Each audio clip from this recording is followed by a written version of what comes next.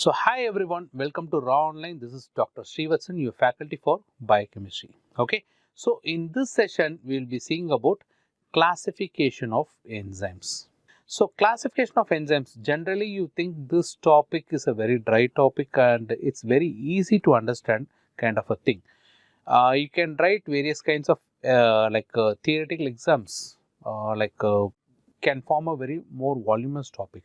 But in case of entrance, you often tend to get confused with respect to the classification of different kinds of enzymes because it has got some certain important things to be taken as a take home points.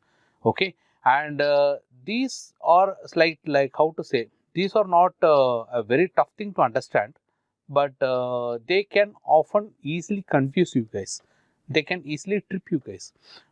So I'll try to make this classification topic as simple as possible for you guys to understand and also to reproduce in the exam, any kind of an exam. Either it could be a theory exam or it could be for any kind of a post graduation entrance examination. Okay, so with this we move on into the classification of enzymes. Now enzymes are generally classified into 7 classes. Okay, so 7 classes are to be in this order, you cannot change this order. Okay, so the class 1 is oxidoreductases. Okay, so class 2 enzymes are called as transferases. Class 3 enzymes are hydrolases. Class 4 enzymes are lyases. Okay, class 5 enzymes are isomerases.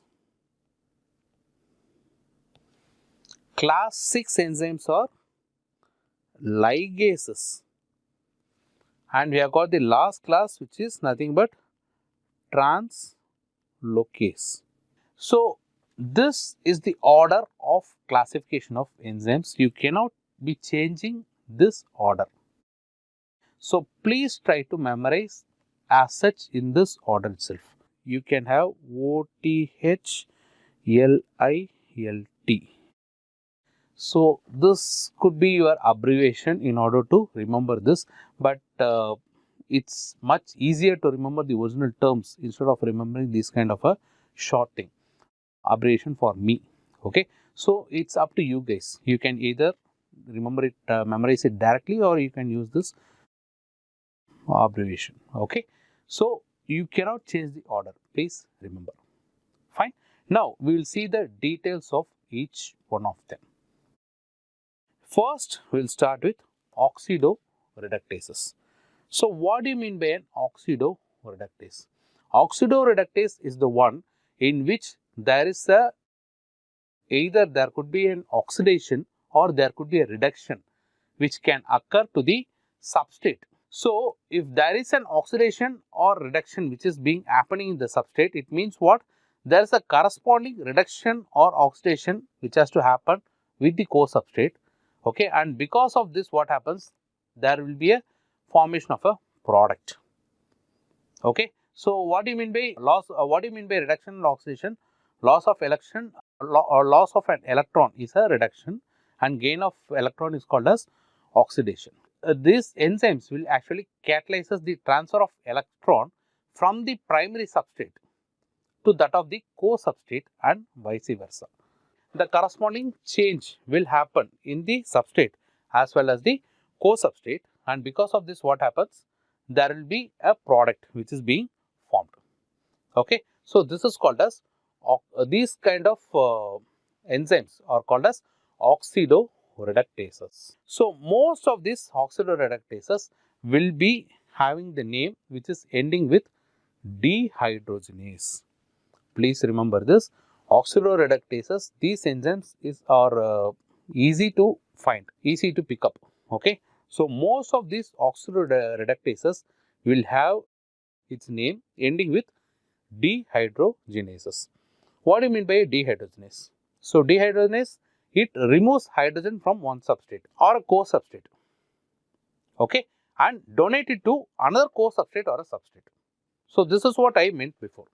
It could be either an oxidation or reduction in the substrate, which can cause a corresponding reduction or oxidation in the co-substrate. So in this case, what happens in dehydrogenases?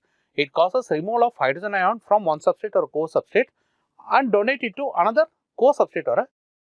So these co-substrate or coenzyme, mostly in case of dehydrogenases, the co-substrate or coenzyme will be a water-soluble vitamin. So almost all of the dehydrogenases enzymes will be obviously ending with the name dehydrogenase. It's very easy to pick up the thing. Okay. For example, in case of NAD plus to NAD, this acts as a coenzyme or co-substrate for various kinds of enzymes like alcohol dehydrogenase. Then we have lactate dehydrogenase. Then succinate dehydrogenase. So all these dehydrogenases, alcohol, lactate, succinate, they actually utilizes NAD plus 2 or NAD as the cofactor or coenzyme. Okay. So in case of FAD plus, example for FAD plus coenzyme is acyl CoA dehydrogenase. Okay. So in case of NADP, malic enzyme. Okay, and various other kinds of examples are there. Okay. So you all can easily remember this dehydrogenases. Most of the name will be having will be ending with dehydrogenase, except for certain exceptions. So this is with regards to the oxidoreductases. But please remember, oxidoreductases are not as easy as it seems here.